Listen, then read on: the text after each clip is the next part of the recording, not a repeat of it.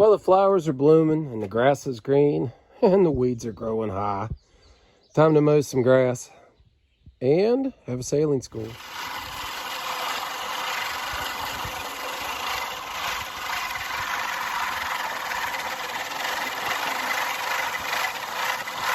The grass is mowed. Legs hurt. It's a workout. I love that old mower though. That's really neat. The boys don't like it. Not at all. They don't like a weed eater either, but there's a reason. So anyway, we found a wooden boat in Ohio, just across from Huntington, West Virginia.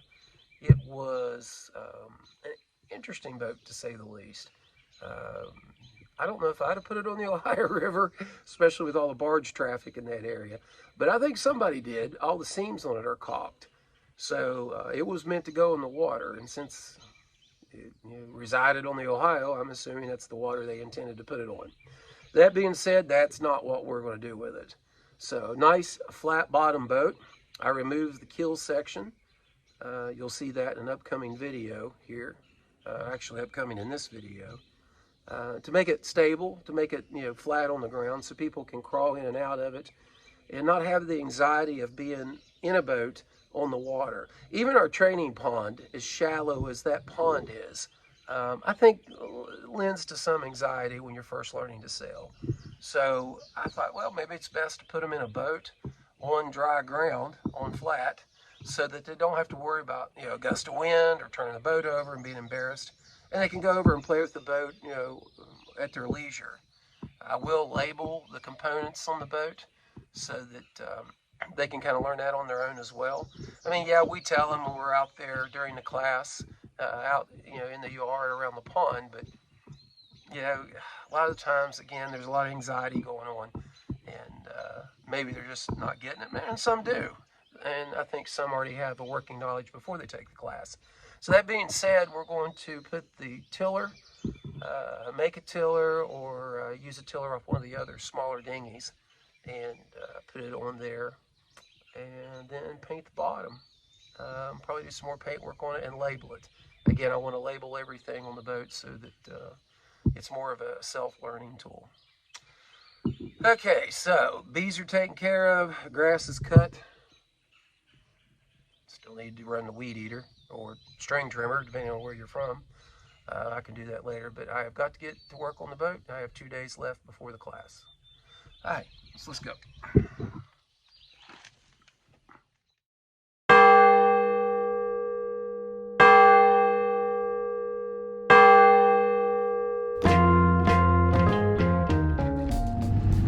Well, over here in Ohio, I'm looking for a little wooden rowboat. County Road 107. I think it's about a mile or two further upriver here. So, another Facebook Market find, a wooden plywood built rowboat. So, for the limited amount of money I'll have in it, probably cheaper than it would take to buy the screws for it. But it's wood, and you know how I am with wooden boats, so here we go.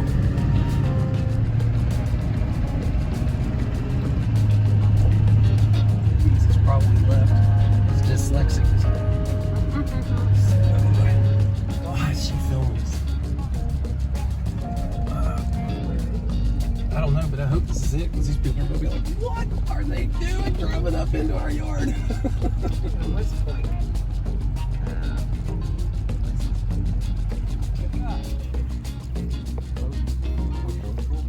Yeah? Oh. Yeah, this is my wife, Amanda. Nice to meet you. Hi, nice to meet you. She's a nurse in here. She's a nurse in Capitol. In fact, he's doing a stint next month in Indianapolis. Oh, traveling.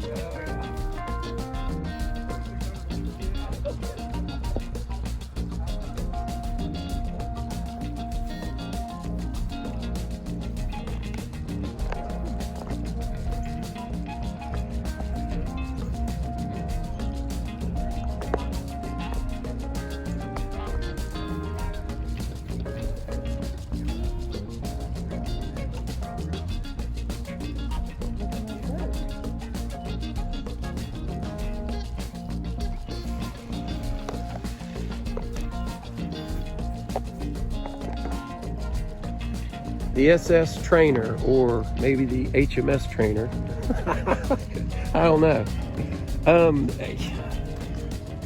I guess they were actually putting this on the Ohio River. I don't know that I would do it, but it's gonna be a training boat now. So let's get it unloaded and see if we can put a mast on it. Got muscles here. Yeah.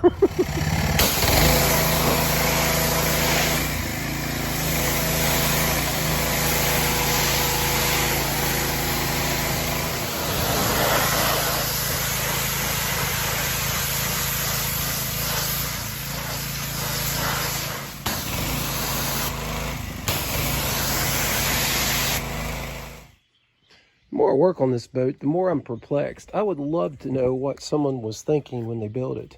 And that's not a slam or a criticism. It's just, you know, what was the plans for this boat? I mean, they've taken a ton of time to put silicone caulk in the cracks. Even the screw holes in the keel were caulked with silicone. So I guess the intent was to put it on the Ohio River, I guess, you know, where it came from. So anyway, we removed the keel. I need it to be stable when people climb in and out of it for the class. So with that being removed and not destroyed, I'll go ahead and put this in the barn in case we do try and sail it one day. But I'll pressure wash it now and get it ready for rigging and paint. I think in an effort to speed things up, instead of making a mast and a sail and a boom and a rudder and a tiller, just use the parts off an OD11. It's not like we're going to damage the parts because we still use the OD11 to sail with. So what I'll do is mark a center point here. We'll drill a hole through here, make a small mast step underneath that, and yeah, should be good to go.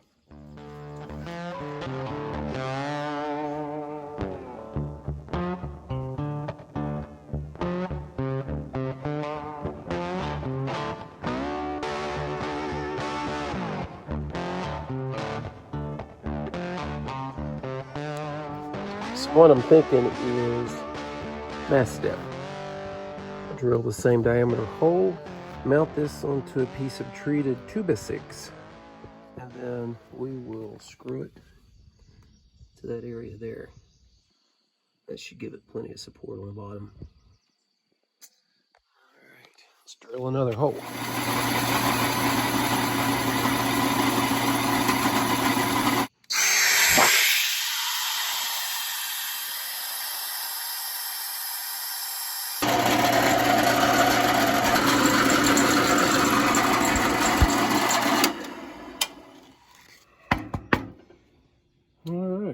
Deal. Now I'll need to measure, excuse me, the width here. It's my lovely Don't Buy It at Harbor Freight. Yeah, tape measure.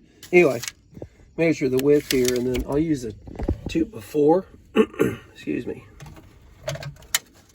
to mount that too. Maybe a 2x6. Haven't decided yet. Okay.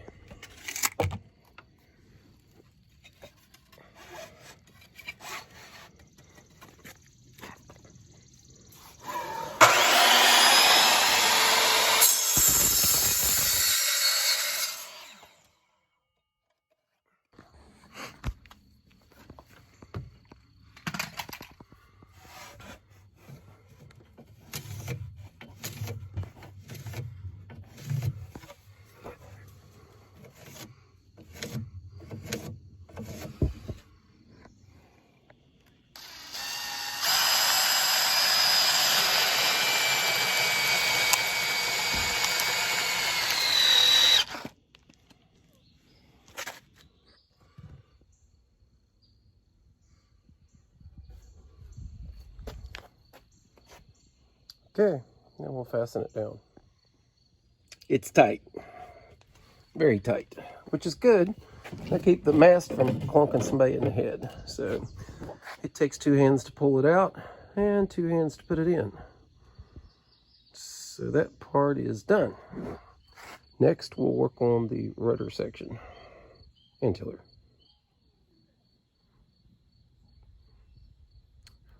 To build some type of traveler system, that sail won't stop moving. So yeah, we'll figure out something to put near the transom. I never noticed on the OD11 it has reef points. That's kind of cool for a little tiny single person. We didn't call it a dinghy. It's like a mini fish, sunfish clone or something. So I've had it out a couple times, but never really, embarrassingly so, never realized it had a reef point. Okay, so we're going to move next to the rudder. Now, why does it need a rudder? Well, it doesn't, obviously, because it's not going to be in the water. But I want to affix something that mimics a rudder and a tiller, so that they can understand, that they, being the students, can understand, sometimes right means left and left means right. So I think we'll go with this rudder. It'll give me a chance to clean it up,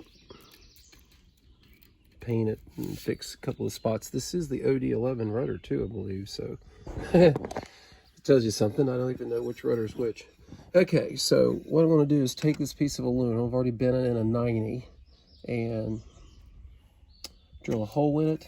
So we'll make a bracket that this pin will slide through, and then we'll mount it on the back of the transom. Well, at least that's the plan. Okay.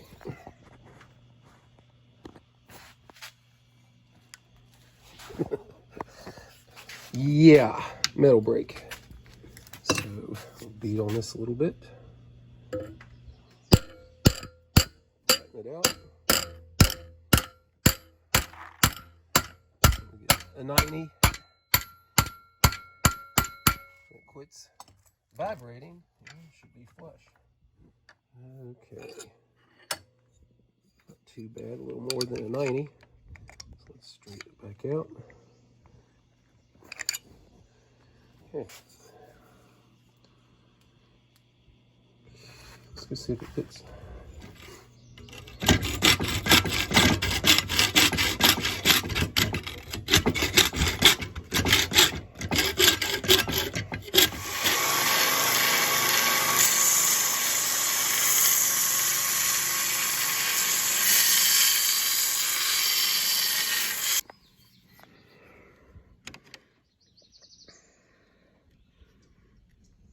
I think it'll fit. I think I like it better this way.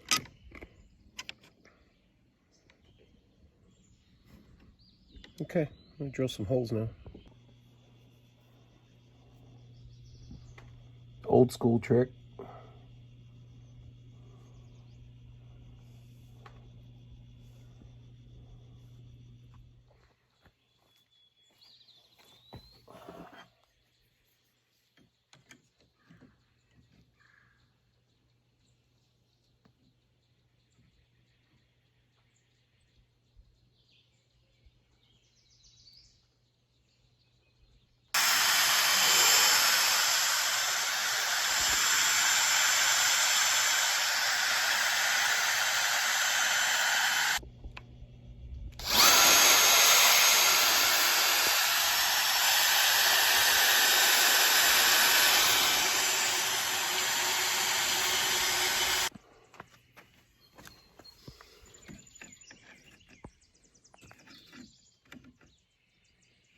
Yeah, I think that'll work.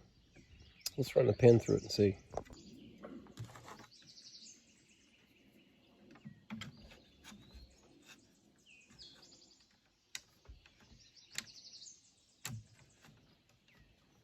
Yeah, it works good. The only issue, oh, got it backwards. Let's say it's starting to hang up, which I can grind that down with the sander. Let's see. Yeah, it does that way. Yeah. So what I need to do is round this a little more so that it has more freedom to travel. So shouldn't throw my holes off any. So I'll go grind that down.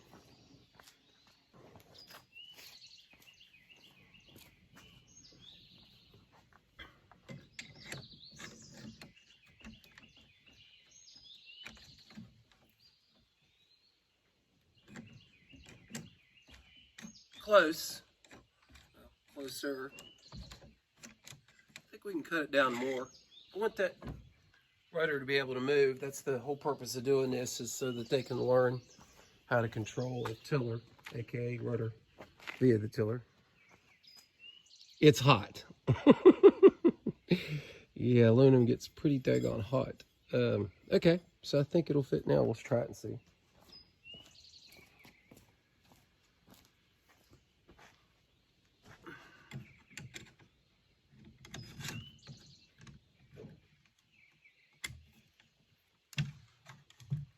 Yeah, plenty of motion here, or range of motion, excuse me.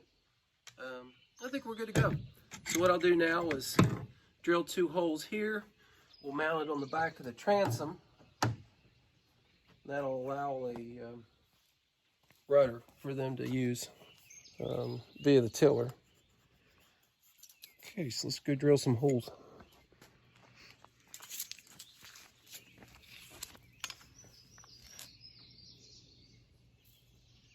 Hey, poor cat is still alive.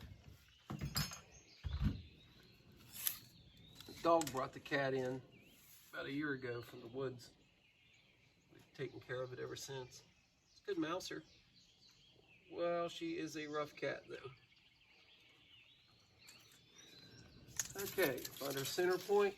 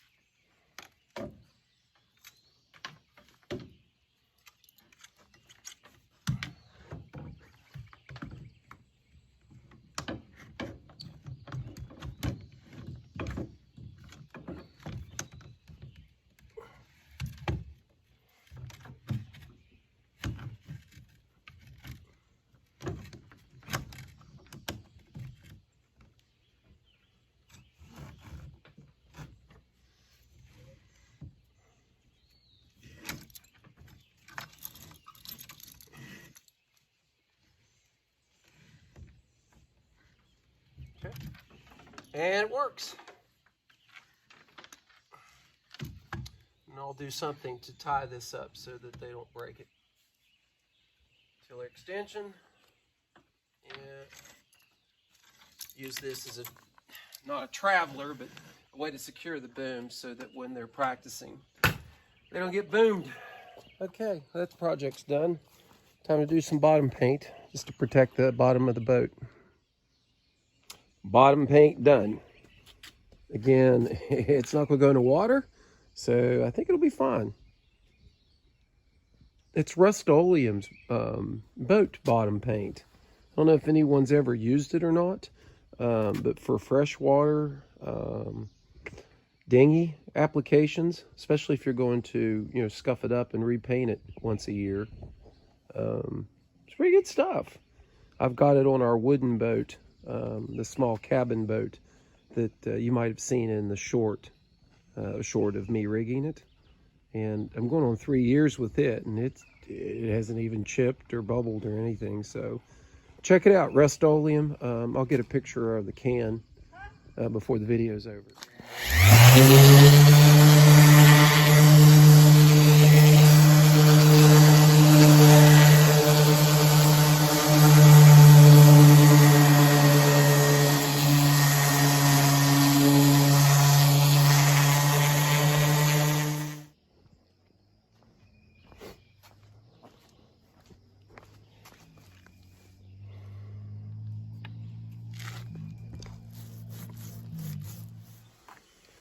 Paint job's finished.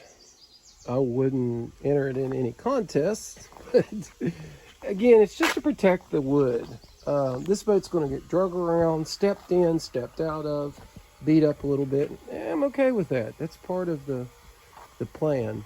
So what we're going to do is put a wind indicator up here on this sexy flag pole holder. I'm assuming that's what this was. So I'm fitting a dowel rod to it now using the belt sander to shape it so it fits in there tightly. Like that. Okay. Yeah. Okay, we're getting there. Look at the mark there. Okay, kind of have an idea where to keep sanding.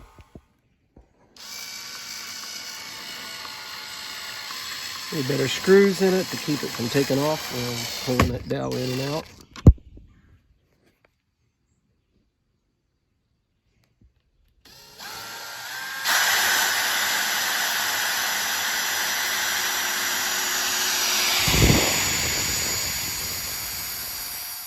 Which way is the wind blowing?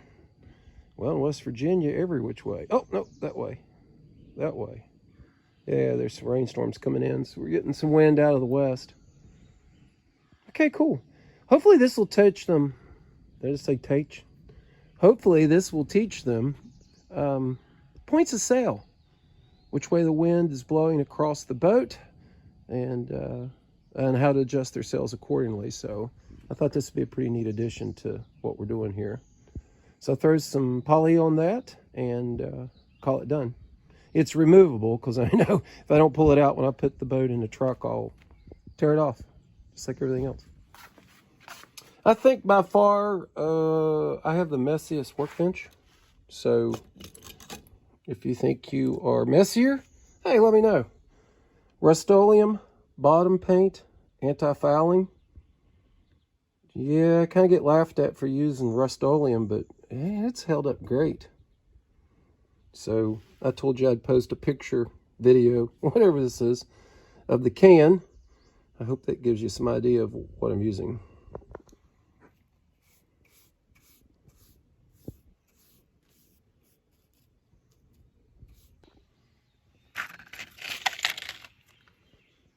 Yeah, that's not gonna work. These are almost too long. It won't hurt sticking out the bottom a bit. Okay.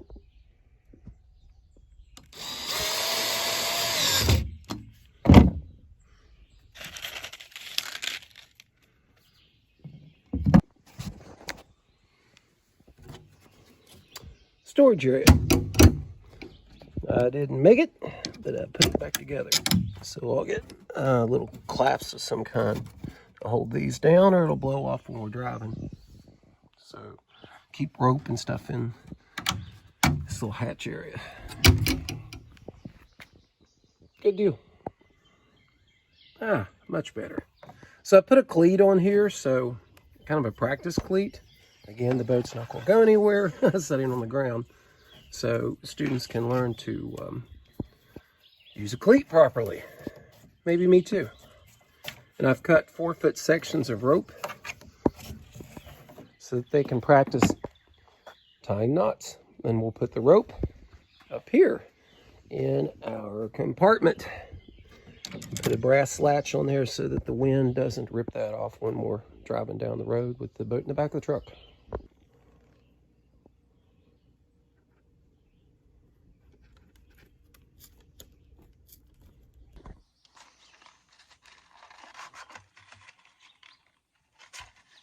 My butane lighter I've already worn out, so I have to pick up another lighter.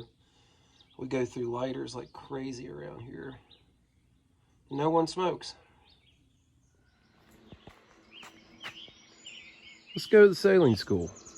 It's a perfect day for it. Good old wet Virginia.